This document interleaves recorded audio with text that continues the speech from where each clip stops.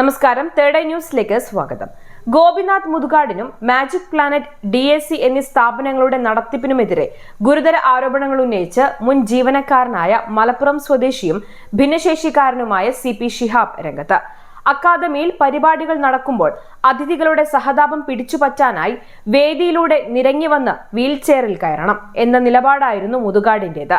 സർക്കാർ ഫണ്ട് അനധികൃതമായി സ്ഥാപനങ്ങളിൽ എത്തുന്നുണ്ട്, മുൻ സാമൂഹിക സുരക്ഷാ മിഷൻ ഡയറക്ടർക്കും ഇതിൽ പങ്കുണ്ടെന്നും തുടങ്ങി പല ആരോപണങ്ങളാണ് വാർത്താ സമ്മേളനത്തിൽ ഷിഹാബ് ഉന്നയിച്ചത്. ഓട്ടിസം മുതൽ മാനസിക വെല്ലുവിളി വരെ നേരിടുന്ന കുട്ടികൾക്ക് യഥാസമയം ഭക്ഷണം പോലും നൽകാറില്ല. അതിഥികളെ തൃപ്തിപ്പെടുത്തലായിരുന്നു പ്രധാന ജോലി. ഇത് ചോദ്യം ചെയ്തതോടെ വിരോധമായി. ഭിന്നശേഷിക്കാരായ കുട്ടികളെ പരിചരിക്കാൻ പരിശീലനം ലഭിച്ച ആരുമുണ്ടായില്ല. താനും ഒരു കുട്ടിയുടെ അമ്മയുമാണ് പരിചരിച്ചിരുന്നത്. സ്ഥാപനത്തിൽ വരും മുൻപ് ചാനലുകളിൽ പരിപാടികൾ അവതരിപ്പിച്ചിരുന്നു.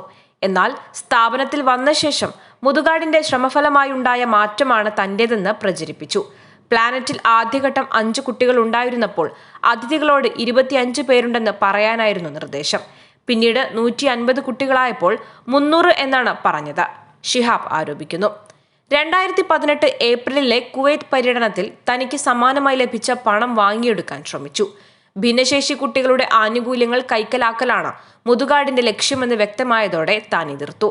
ഇതോടെ മന്ത്രി ശൈലജ ടീച്ചറുടെ നിർദ്ദേശപ്രകാരം എന്ന പേരിൽ പിരിച്ചുവിടാൻ തീരുമാനിച്ചതായി 2018 ഒക്ടോബർ 31 അറിയിച്ചു.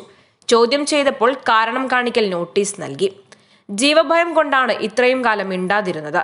ഇപ്പോൾ അവിടുത്തെ നിയമവിരുദ്ധ പ്രവർത്തനങ്ങൾ ചോദ്യം ചെയ്ത സ്ത്രീകളെ ഒരു വിഭാഗം ആക്രമിക്കുന്നത് കണ്ടപ്പോഴാണ് സത്യം പറയാൻ തീരുമാനിച്ചത്. തനിക്ക് എന്തെങ്കിലും സംഭവിച്ചാൽ മുതുകാടും കൂടെയുള്ളവരും മാത്രമാണ് ഉത്തരവാദികൾ. സർക്കാർ ഫണ്ട് അനധികൃതമായി സ്ഥാപനങ്ങളിൽ എത്തുന്നുണ്ട്. മുൻ സാമൂഹിക സുരക്ഷാ മിഷൻ ഡയറക്ടർക്കും ഇതിൽ പങ്കുണ്ട്.